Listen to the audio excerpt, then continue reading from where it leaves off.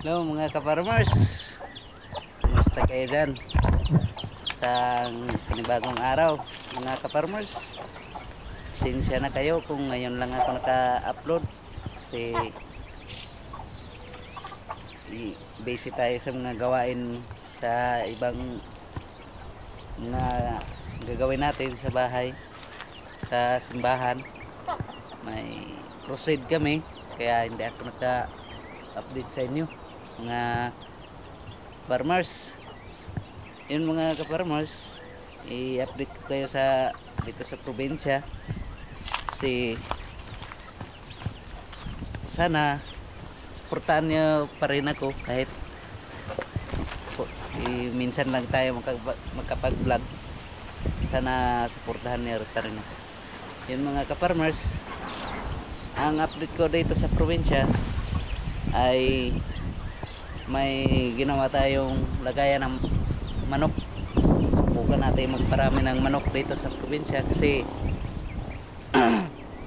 ang kilo ng manok ngayon dito sa probinsya mga ka-farmers is dito sa amin is 180 to 210 per kilo ang binta dito sa amin. Kaya kung marami kang alagang manok, marami kang mapagkitaan ka ng medyo malaki rin pag dumami. Kaya napagpasya natin na gawa tayo ng lagayan ng manok dito sa kubo natin dito. Hindi pa rin tapos para makapagsimula tayo ng alaga ng manok na mga native lang mga farmers. Yun, papakita ko sa inyo dito mga farmers. Yan yung ginawa natin mga ka-farmers na lagayan ng manok. Maliit lang siya, 2 kwarto, tsaka maliit lang, mabilis lang natin ginawa to, mga 2 araw lang. Yung ginamit natin ng materials is yung mga tira-tira, yung mga sira-sirang yero, saka yung mga tira-tirang mga kahoy na ginamit natin sa ating kubo. Ayun mga kaprobinsya, ka-farmers, ito na yung simula natin na pagparami ng mga manok. Ngayon nilagyan na natin siya ng manok dito siya mga ka-farmers. Yan, may isa na tayo dito nilagay, pero may nilagay na rin tayo dito noong nakaraang linggo na 2 manok, pero inano na natin sila, pinakawalan kasi free range lang ating gagawin dito sa probinsya. Dito rin sa kabila may inahin din na nilagay natin dito. Yan, may mga piso na. Hope nga mapadami natin sila, saka hindi ba ano ng sakit. Yan mga ka-farmers, puro babae ito nandito, inalagaan natin si pag lalaki hindi darami, kaya mga babae yung inalaga natin. May lalaki naman dito, wala dito sa ngayon. Ito yung iba nating manok. Ayan, hopefully mapadami natin to sila, kaya maganda rin ang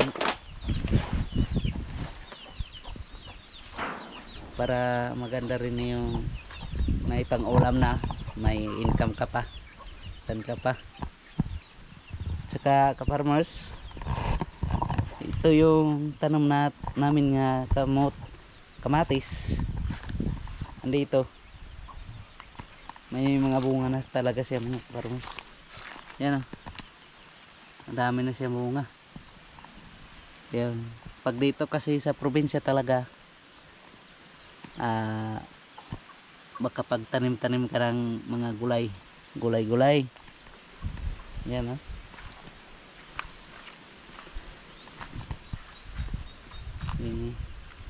tataba pa yung mga farmers, lalaki na yung mga bunga na.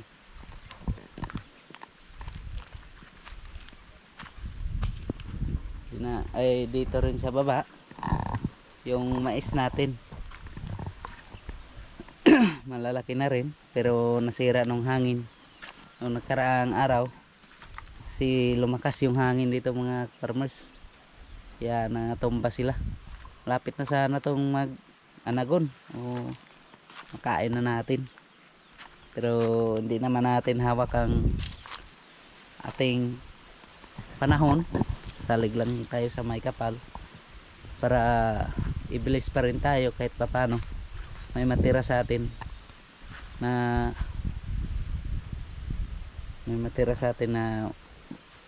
makonsumo natin sa araw-araw. Yan ang mga kaparmers, nasira to. Saka mga kaparmers, ito yung baka natin, yan yung dalawang baka natin na nalagaan. Maliit, pero sana laki rin to. Someday pagkitaan natin sila, kasi yung isa natin malalaking baka nabinta na natin sa halaga na 53k. Yung isa nating baka nabinta, kaya bumili ulit tayo ng maliit. Ito yung mga farmers, ito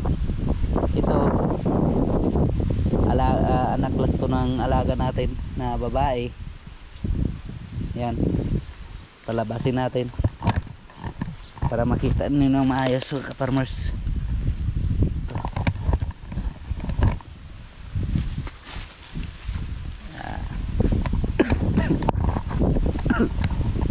Medyo malakas yung hangin dito mga kaparmers niya. Sana naman maan.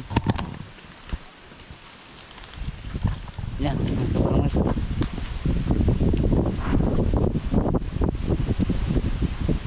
maliit pa lang siya, pero hindi rin magtagal, lalaki rin to. Tiis-tiis lang kung tsaga lang.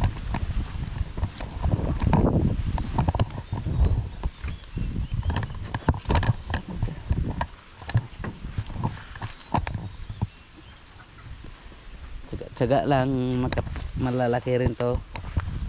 Kaya dito sa probinsya may pagkukunan ka talaga ng pera kung matyaga ka lang, sipag. Kailangan ng dito sipag. Medyo lang matagal ang pera dito, wala doon sa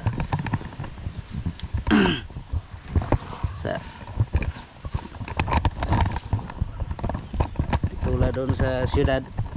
Trabaho pambilis lang pera. Dito matagal, kailangan mo mag-alaga ilang years mo alagaan bago ka magkapera. Yun mga kaparmers, native lang siya.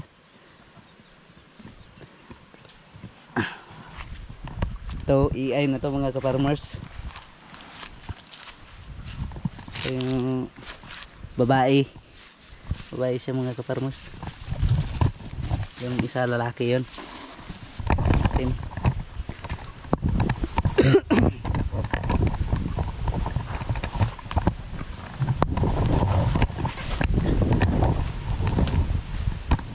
Sunod nating project mga kaparmers is yung kulungan ng baka natin, kasi medyo langanin na yung kulungan natin. May ano na,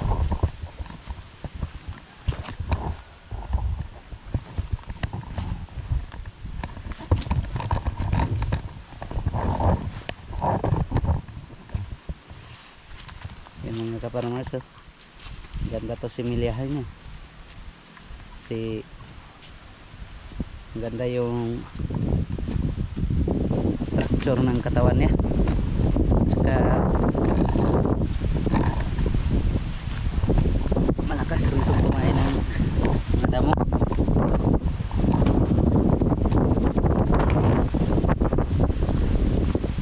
Yun o. Yung tinga na malaki. Yung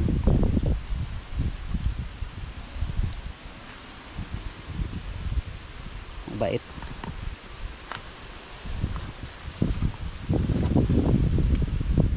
Bagong walay pa lang to, 5 months mga ka-farmers. Ito, 5 months. Ito rin 5 months rin to, maliit.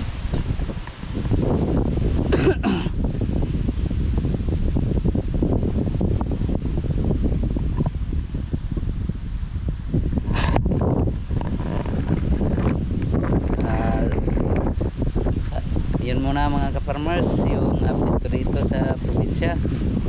Salamat sa inyong panonood, and don't forget to like and subscribe to my channel. Please subscribe and like and comment. Thank you and God bless you all. Salamat.